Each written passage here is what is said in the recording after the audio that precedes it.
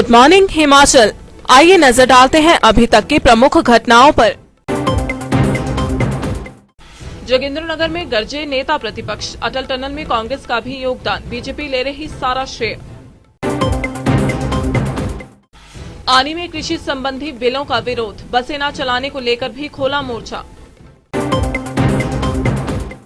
अंद्रेटा बाड़ू नडली सड़क किनारे छलक रहे जाम, करोड़ी की चढ़ाई पर भी महफिलों का दौर। पौंग झील बनेगी और सुंदर, अद्भुत नजारे देखने दौड़े चले आएंगे पर्यटक। हाथरस प्रकरण पर जवाली में उबली कांग्रेस, केंद्र और यूपी सरकार के खिलाफ नारे। और अब समाचार विस्तार से। विपक्ष के नेता मुकेश अग्निहोत्री का जोगिंद्रनगर पहुंचने पर ब्लॉक कांग्रेस द्वारा स्वागत किया गया। इस दौरान नेता प्रतिपक्ष ने बैठक के दौरान कार्यकर्ताओं सहित नेताओं को एकजुटता का पाठ पढ़ाया। उन्होंने कहा कि अगर सत्तासीन होना है तो एकजुट होकर 2022 के चुनावों की तैयारी करो। मुकेश अग्निहोत्री ने अपने तीखे तेवरों में कहा कि अटल टनल भाजपा ने रातों रात नहीं बनाई है, इसमें कांग्रेस का भी मुख्य योगदान रहा है। कांग्रेस की अध्यक्ष रही सोनिया गांधी व पूर्व मुख्यमंत्री वीरभद्र सिंह के समय में इस टनल का शिलान्यास किया गया था। पूर्व प्रधानमंत्री मनमोहन सिंह ने इस टनल के लिए बजट का प्रावधान किया है। उन्होंने कहा कि टनल के शिलान्यास की पट्टिका भी वहां नजर नहीं आई, जिसके लिए उन्होंने सरकार को तीखे प्रहार किए। धरवाल जी के भी रोज मैं गतिविधियां देखता हूँ, चौहान साहब की भी उसमें लगातार अखबारों में मैं देखता हूँ। हमें लड़ाई 2022 में कांग्रेस की सरकार बनानी है। कांग्रेस की सरकार बनेगी जब हम सब एकजुट के इन्होंने सत्ता हासिल की थी, चाहे वो गुड़िया प्रकरण था, चाहे यहाँ पे फॉरेस्ट के कर्मी का जो है प्रशासन का प्रकरण था। उन लोगों को न्याय ये लोग जो है किसी भी तरह नहीं दे पाए। और अब जो है कोरोना का टाइम चल रहा है, आप देख रहे हैं कि हिमाचल प्रदेश में कितने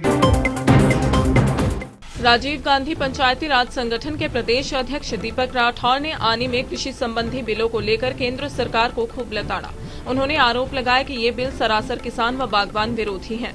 संगठन इन मुद्दों को लेकर जनता के बीच जाएगा। उधर दीपक राठौर ने आनी में कोरोना काल में बसों की गई कटौती को लेकर भी सरकार तथा परिवहन निगम को आड़े हाथों लिया। उन्होंने कहा कि सरकार व निगम को ऐसे समय में जनता की सुविधा की ओर ध्यान देना चाहिए, न कि बसों के रूटों में कटौती की जानी चाहिए।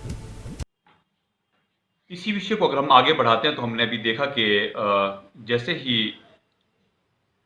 अदानी ग्रुप ने और देवभूमि ग्रुप ने सेब के रेट तय किए, जो हमारी मार्केट थी सेब की वो लगभग 1000 से 1200-1500 रुपया डाउन हुई।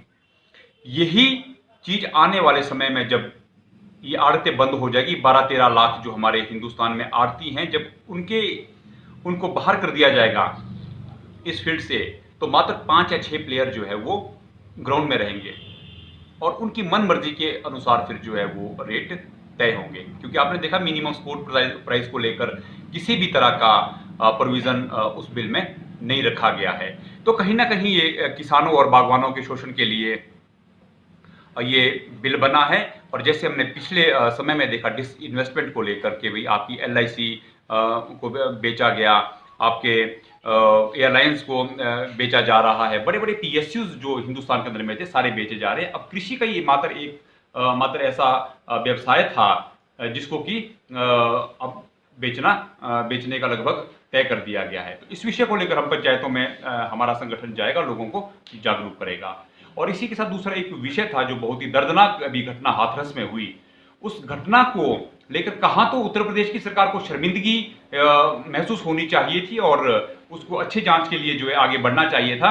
लेकिन जब राहुल गांधी जी और प्रियंका गांधी जी वहां पर जाने के लिए निकलते हैं तो उनके साथ जो है हाथापाई की जाती है, बदतमीजी और बदसलूकियों के साथ की जाती है। लेकिन फिर भी वो दोनों नेता जो है वो पीछे नहीं हटे और पिछले कल उनको वहां जाने की इजाजत दी गई, जिसके बाद की CBI प्रोब जो है उसका लिया गया।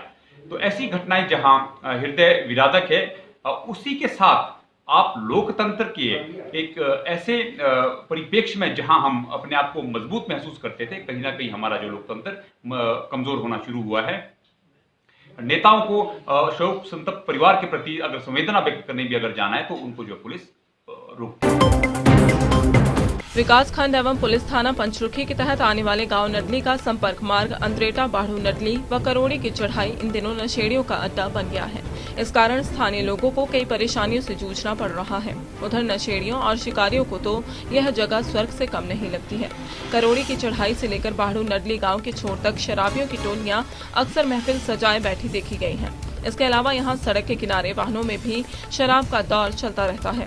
उधर स्थानीय लोगों ने पुलिस से मांग की है कि इन लोगों पर शिकंजा कसा जाए।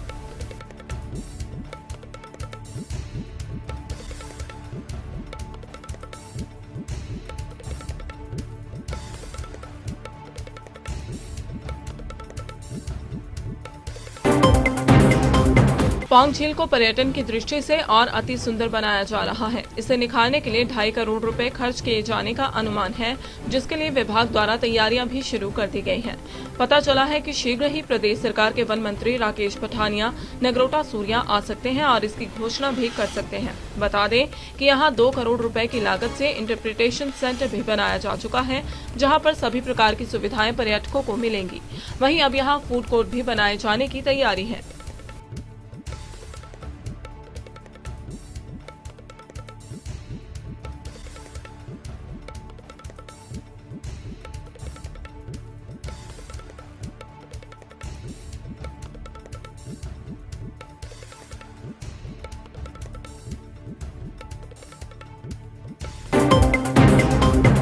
हाथरस प्रकरण को लेकर प्रदेश कांग्रेस ओबीसी सेल के अध्यक्ष दिलावर सिंह छोटू के नेतृत्व में युवाओं द्वारा शिपोथान मंदिर भरमाड़ से लेकर बस अड्डा भरमाड़ तक कैंडल मार्च निकाला गया।